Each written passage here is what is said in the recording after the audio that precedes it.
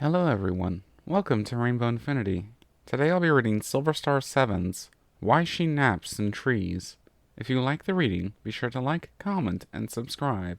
Please enjoy. Why She Naps in Trees. Unpicked apples had a scent distinct from their overly ripened counterparts. The apples you bought at the market and brought home smelled way too sweet. The ones here in the trees gave off a more even-tempered aroma. Rainbow Dash took in a deep breath and savored the scent, ignoring the small tree knot digging into her left flank. Sure, it was annoying, bordering on painful, but compared to the comfort she felt here, it was irrelevant. Truly, there was no place she would rather be. The best part was a particular sound of the orchard. It was not the rustling of leaves, calming as that might be.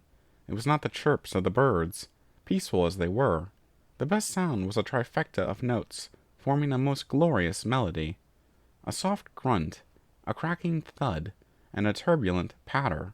When Rainbow heard that sound, all was right with the world.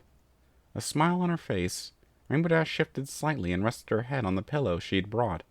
The branch swayed gently under her weight, as if rocking her.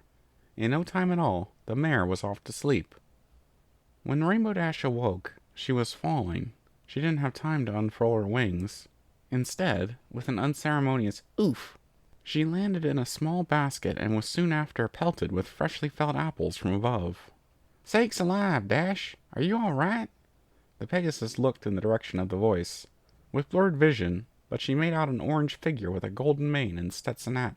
"I'm good," Dash said. "Nowhere near the worst fall I've ever had." The other mare helped Dash up to her hooves and looked her over. "Hold out your wings," she said. "I want to make sure you didn't crack a bone." "I'm fine," said Rainbow Dash, even as she complied.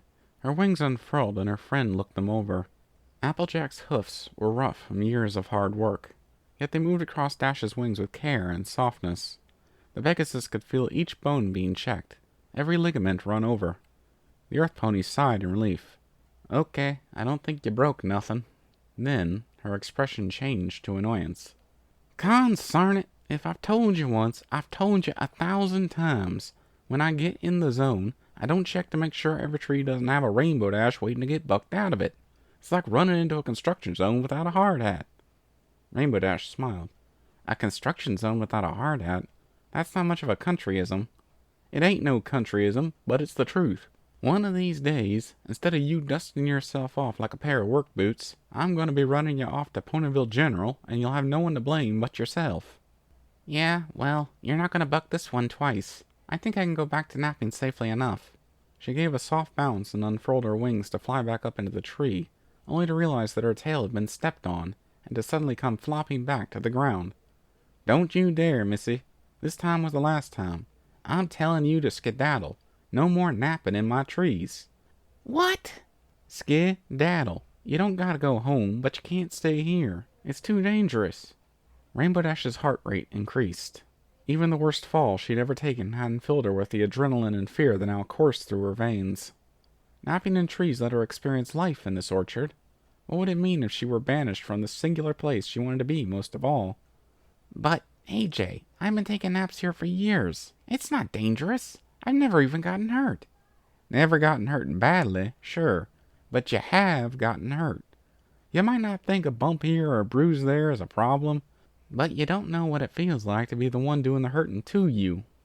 "Well, it's—" Dash fought for words, fought for something that she could say that could allow her to maintain the status quo, to let her continue to nap in a place that made her feel so safe. The idea that this orchard was dangerous was absurd. It was the most soothing place in all of Equestria, as long as Applejack was there.